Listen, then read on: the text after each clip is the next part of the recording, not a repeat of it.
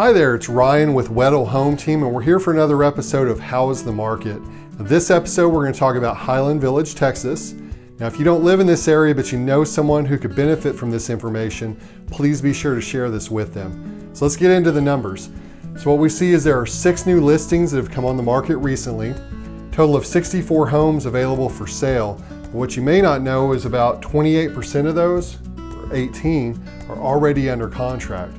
So that means those are homes that have already had a buyer and a seller come together, agree to sell the home, and they're not available for you to look at or buy.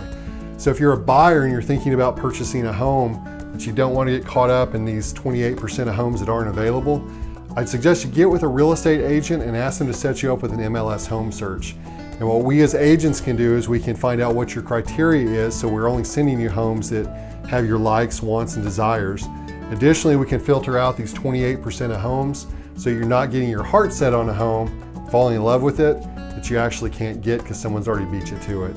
So on sites like Zillow, Realtor.com, Trulia, they're typically going to show you most of these 64 as well as these 18, and that's when you're going to fall into that trap of finding a home that you actually can't get. So get with a real estate agent if you're a buyer, ask for the MLS home search, and we can certainly help you out with that.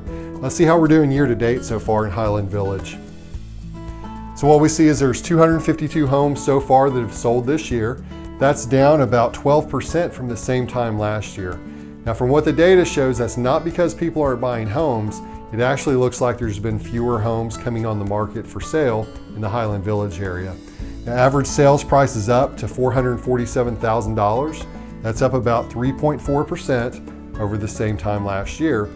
Days on market, which is an indicator of how long it takes from the average home from the time it goes on the market until it's sold, we're looking at about 40 days, or in other words, it's about a month and 10 days before the average home goes under contract. That's up about 7 days longer than where we were sitting this same time last year. Now down here at the bottom is an indicator called the absorption rate. And the absorption rate helps us determine what type of real estate market are we in right now. There's 3 types of markets typically. We've got a buyer's market, a neutral market, and a seller's market. Now where we've been for quite a few years is in that seller's market range, which is 0 to 3 months worth of inventory. Anything from about 3 to 6 months is going to be considered a balanced or a neutral market. And that's where most of North Texas is sitting right now, is in that balanced or neutral market. And then a buyer's market is typically when you have 6 months or more worth of inventory of homes for sale. That's called a buyer's market, and that's typically when homes sit on the market longer. Typically they're getting offers that are less than asking price, and frequently buyers can ask for things from sellers like incentives, concessions, paying for closing costs, things of that nature. So for Highland Village, we're sitting right at 2.9 months worth of inventory of homes, and that means we're right on that edge between a seller's market and a neutral market.